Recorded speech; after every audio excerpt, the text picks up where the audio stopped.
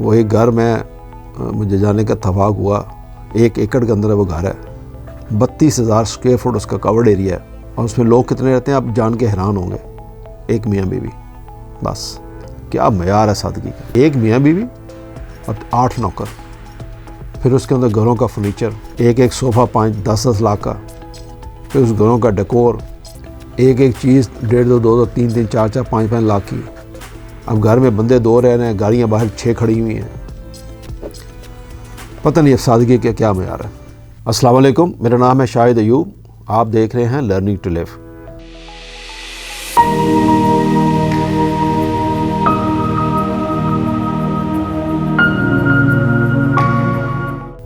آج کا موضوع جس پہ ہم بات کریں گے اس کا عنوان ہے سادگی، جس کو ہم انگلش میں سمپلسٹی کہہ سکتے ہیں، سادہ زندگی۔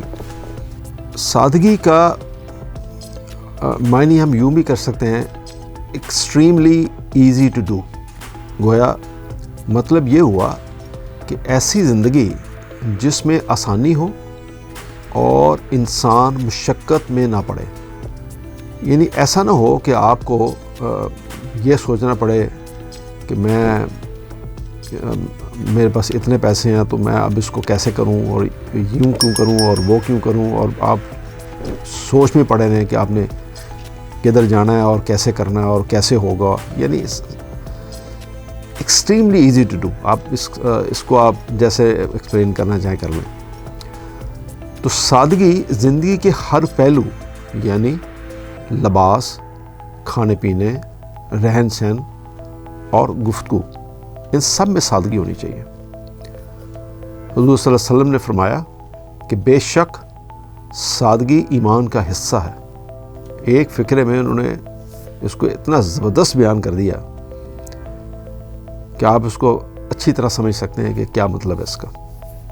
اللہ تعالیٰ نے انسان کو ایک بامقصد زندگی گزارنے کا کہا ہے، اور بامقصد زندگی گزارنے کے لیے انسان کا تکلفات، مہنگے لباس، بڑے بڑے گھر اور اس طرح پرتعیش زندگی سے دور ہونا لازمی ہے، کیونکہ اگر آپ ان سب چیزوں میں پڑ جائیں تو پھر آپ، اس کا مطلب ہے کہ آپ سادگی سے دور ہو جائیں تو پھر آپ بڑا کام نہیں کر سکتے، کیونکہ پھر تو آپ یہ کہیں گے کہ آج میرے پاس 10 ملے گا گھر ہے تو کل کنال کا ہوگا، پھر 2 کا ہوگا، پھر 4 کا ہوگا، پھر 6 کا ہوگا، آج 1 کروڑ پہ ہے، کل 2، پھر 10، پھر 20، تو آج آپ کے پاس 3 شرٹیں ہیں تو پھر کل 10 ہونی چاہیے، تو کل 4 کپبورڈز اور بن جائیں گی، تو آپ انہیں چکروں میں لگے رہیں گے۔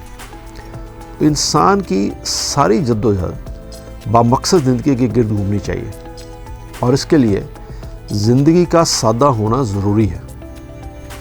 آپ کی سوچ اس بامقصد زندگی گزارنے کے لیے ہونی چاہیے، اور اس کے لیے آپ کو نیچر کے قریب ہونا ہوگا۔ اب آئیے ہم باری باری زندگی کے کچھ پہلوؤں کو دیکھتے ہیں۔ آئیے سب سے پہلے لباس کا ذکر کرتے ہیں۔ تمام بڑے لوگ ہمیشہ سادہ لباس پہنتے ہیں۔ یاد رکھیں، بڑے لوگوں سے مراد وہ لوگ ہیں جنہوں نے بنی نوع انسان کے لیے اپنی زندگی وقف کی، اور ان کی زندگی کا مقصد صرف اور صرف کوئی ایسی تحقیق یا عمل تھا جس سے انسانوں کو فائدہ ہو۔ مثال لے لیجئے ڈاکٹر نذیر صاحب کی، جو 1960 میں گورنمنٹ کالج کے پرنسپل تھے، تو ان کے پاس 2 سوٹ تھے، ایک لانڈری میں ہوتا تھا، دوسرا وہ پہن لیتے تھے، ایک جوتا، ایک سلیپنگ سوٹ، جوتا خراب ہو جاتا تو مرمت کرا لیتے۔ یہ اس دور کے ایک بڑے استادوں میں سے ایک تھے اور ایک دانشور تھے۔ یہ زندگی گزارنے کا ان کا ایک بہت ہی سادہ انداز تھا۔ ڈاکٹر نذیر صاحب نے اس وقت کے حاکم اللہ جو ایوب خان تھے، ان کو کالج آنے سے روک دیا تھا۔ ان کے کمروں میں کپڑوں کے لیے کوئی لباری نہیں تھی، صرف کتابیں تھیں اور بس۔ یاد رکھیں، سادگی ذہانت کا آخری درجہ ہوتا ہے۔ پہلے درجے کے لوگوں کو سمارٹ کہا جاتا ہے، دوسرے درجے کے لوگ ذہین لوگ ہوتے ہیں، اور تیسرے درجے کے لوگ بریلینٹ لوگ ہوتے ہیں، اور چوتھے درجے میں جینیس لوگ ہوتے ہیں، اور اس طرح آخری درجے میں وہ لوگ ہوتے ہیں جو سادہ زندگی گزارتے ہیں۔ یعنی سادگی ذہانت کی پیک ہوتی ہے۔ زندگی سادگی کے ساتھ صرف ضرورت کی چیزوں کے ساتھ گزارنے کا نام ہے، اور اس طرح معاشرے ترقی کر سکتے ہیں۔ یعنی کم وسائل میں زندگی گزاریں اور باقی وسائل انسانوں کی فلاح کے لیے خرچ کریں۔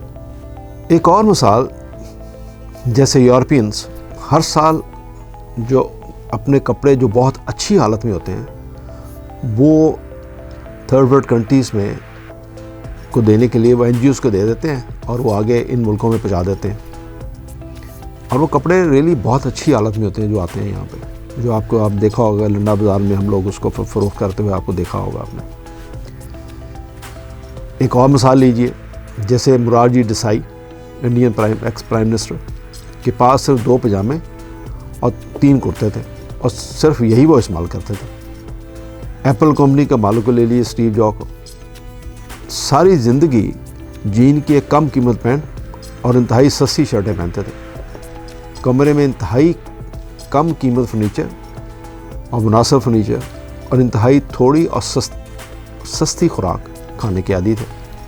کہتے ہیں مرنے کے بعد ان کے ہاتھ سے 3 جوتے، 2 پینٹیں اور 5 گھسی ہوئی شرٹس ملی۔ اسی طرح بل گیٹس، وہ بھی ایسی سستے اور مناسب کپڑے۔ ایلان مسک کو لے لیجیے، اپنے آفس کی بلڈنگ کے ایک چھوٹے سے کمرے میں رہتے ہیں اور انتہائی سادہ زندگی گزارتے ہیں۔ عبدالستار ایدھی، جو کہ ہمارے یہاں ملک کی ایک روشن مثال ہے، آپ نے ہمیشہ ان کو دیکھا ہوگا کہ ملیشیا کے سوٹ میں ایک چپل سی انہوں نے پہنی ہوتی ہے، انتہائی سادہ زندگی، سمپل گفتگو اور ہمیشہ سچی گفتگو۔ یعنی وہ تو ہمارے ایک ملک کی ایک ایسی مثال ہے جو ایک ایسا ستارہ ہے ہمارے ملک کا کہ ان کو ہم بھول ہی نہیں سکتے۔ اور دیکھیں کیا کام کیا انہوں نے، دنیا کی سب سے بڑی ایمبولینس سروس بنا ڈالی۔ سید بابر علی کو دیکھ لیجئے، کمال انسان ہے، ساری زندگی سادگی سے گزاری، مگر لمس جیسی یونیورسٹی بنا دی اور مزید آگے بھی اس کو بڑھا رہے ہیں۔ اپنی الماریوں کو کپڑوں سے بھرنا ذہنی افلاس کی نشانی ہے جو شاید کبھی ختم نہیں ہوتا۔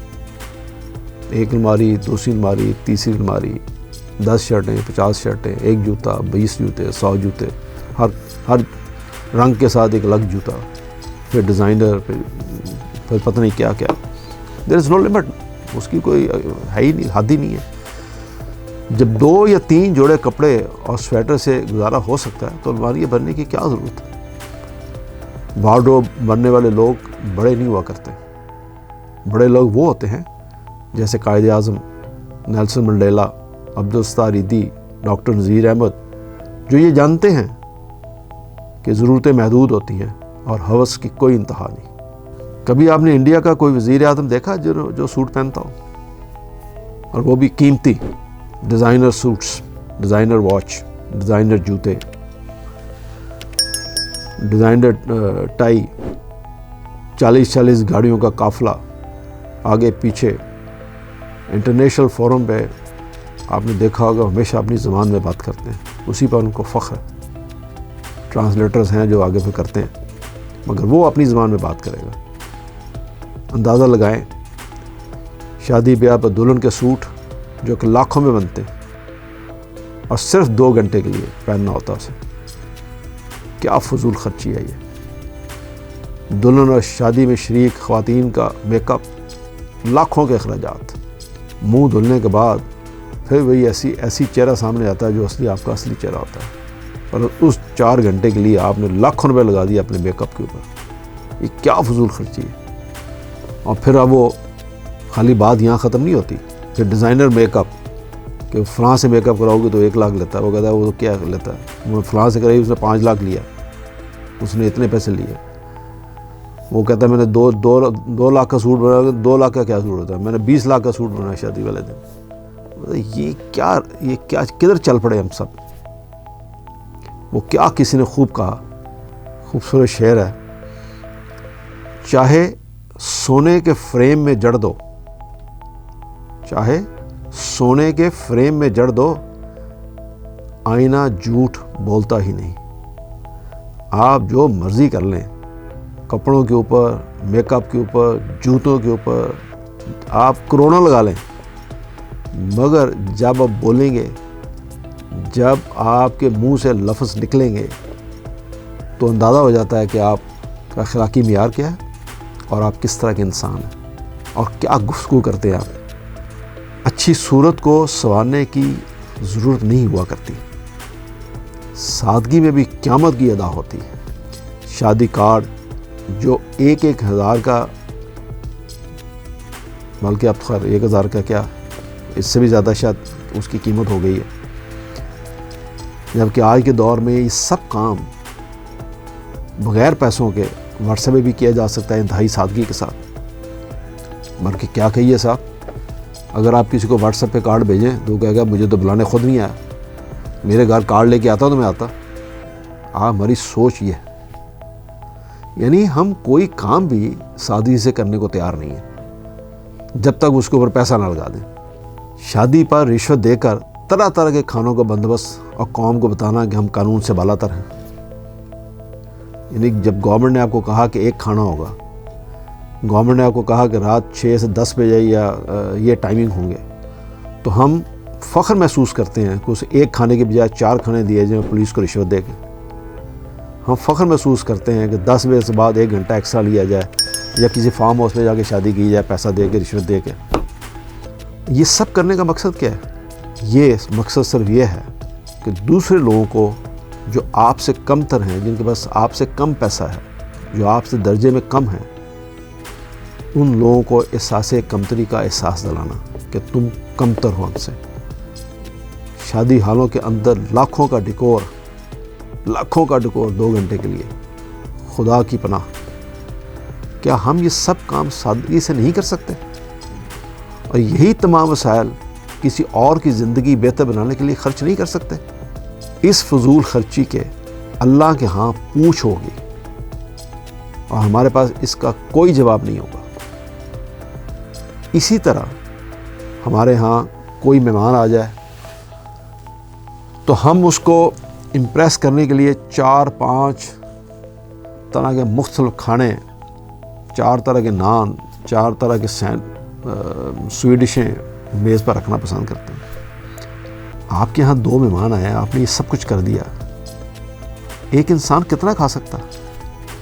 آپ کیا بتانا چاہ رہے ہیں؟ میں نے تو آپ کو بہت کم بتایا۔ سادگی کا قتل اس سے بہت اگلے لیول پہ ہو رہا ہے۔ اب آئیے رہن سہن کی طرف، وہاں بھی ہمارا کوئی جواب نہیں ہے۔ بڑے بڑے گھر، تو ہر گھر ایکڑوں بننے شروع ہو گئے۔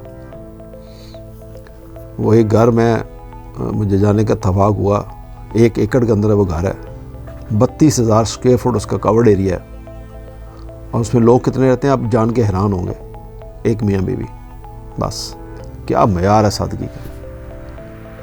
1 میاں بیوی اور 8 نوکر، پھر اس کے اندر گھروں کا فرنیچر، پھر وہ ڈیزائنر فرنیچر، ایک صوفہ 5-10 لاکھ کا، پھر اس گھروں کا ڈیکور، اس کے اندر رکھی ہوئی چیزیں، ایک چیز 1.5-2, 2, 3, 4, 5 لاکھ کی، پھر بڑی بڑی گاڑیاں، پھر بیگو ڈالے۔